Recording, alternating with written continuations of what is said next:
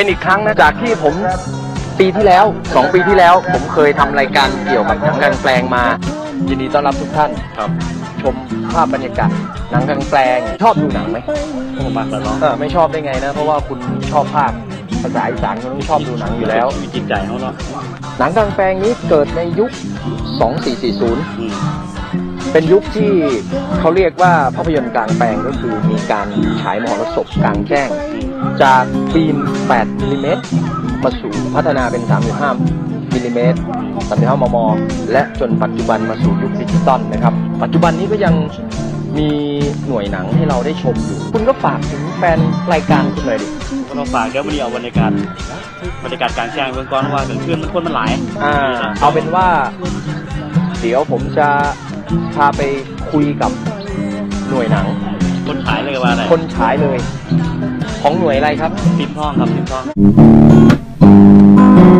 อยากให้เธอหันมันจะย้อนกลับไปในยุควัยเด็กหน่อยแล้วเนาะครับก็สมัยเด็กๆนะวันนี้เรามาอยู่กับคนฉายเลยชื่ออะไรครับปุ้ยครับชื่อจริงก็จะคุณดูครับ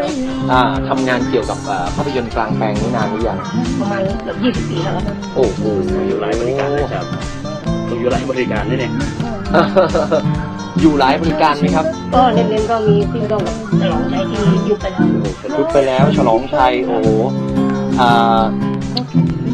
ชอบอะไรของหนังกลางแปลงครับก็เครื่องเสียงกับเวลาฉายเนี่ยครับเป็นฟิล์มสมัยก่อนชอบฟิล์มใช่ไหมเหมือนพวกเราก็ชอบฟิล์มเพราะว่าจริงๆเสน่ห์ของฟิล์มมันจะมีความขลังกว่ายุคดิจิตอลใช่ไหมครับแต่ปัจจุบันนี้ฉายด้วยเครื่องฉายดิจิตอลแล้วระบบเสียงก็เป็น 5.1 แล้วหลายๆคนมักมองว่าหนังกลางแปลงสูญพันธุ์แล้วคิดยังไงครับสูญพันธุ์ไหมยังครับว่าต้องไปต่อเนื่องอีกเยอะอยู่ครับต้องรักษาไว้ใช่ส่วนตัวผมเนี่ยผมรักมากหนังกลางแปลงกับคุณOfficial ภาคภาษาอีสานเขาจะเป็นคนที่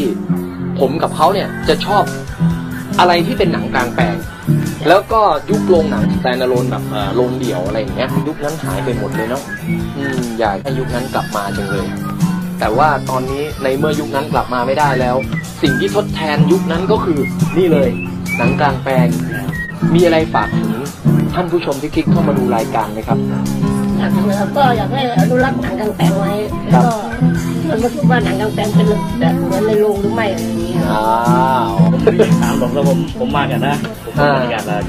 เดี๋ยวจะเขาว่างผมจะดูเบิ้งน้องเขาถ่ายอยู่ค่ะว่าจะเขามาเบิ้งน้องเขาถ่ายอยู่นอกจากหน่วยอื่นแล้วมีหน่วยฟิล์มทองนี่แหละที่เราเคยมาเมื่อก่อนที่เคยไปกับคุณผมจำได้เมื่อนานแล้วก็เคยไปพูดคุยกันดึกๆเลยนะนั่งผิงไฟดูใช่ไหมโอเคครับก็นะยังไงก็ขอขอบคุณปุ้ยด้วยนะครับที่ให้ความเป็นกันเองและใจดีด้วยยังไงถ้าท่านผู้ชมนะครับใครที่มีงานเขาเรียกงานแต่งงานจริงๆก็ได้นะ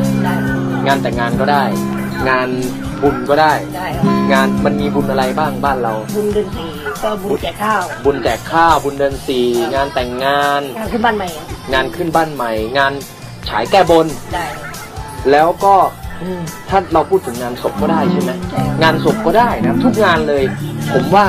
หนังกลางแปลงจะตอบโจทย์คนจ้างได้ดีที่สุดหรือคุณว่าไงถูกต้องครับอยากได้หนังเรื่องไหนอยากได้หนังเก่าหนังใหม่เรามีในสต็อกเลยใช่ไหมอ๋อครับเอาเป็นว่าเราเดินทางมาถึงช่วงสุดท้ายของรายการละยังไงก็ขอขอบคุณทุกท่านหน่วยบริการหนังฟิล์มทองเบอร์โทรอยู่ข้างล่างนะครับเดี๋ยวยังไงคลิปหน้าจะเป็นที่ไหนโปรดติดตามคลิปนี้สวัสดีครับบ๊ายบายขอบคุณนะครับขอบคุณนะครับขอบคุณครับขอบคุณครับ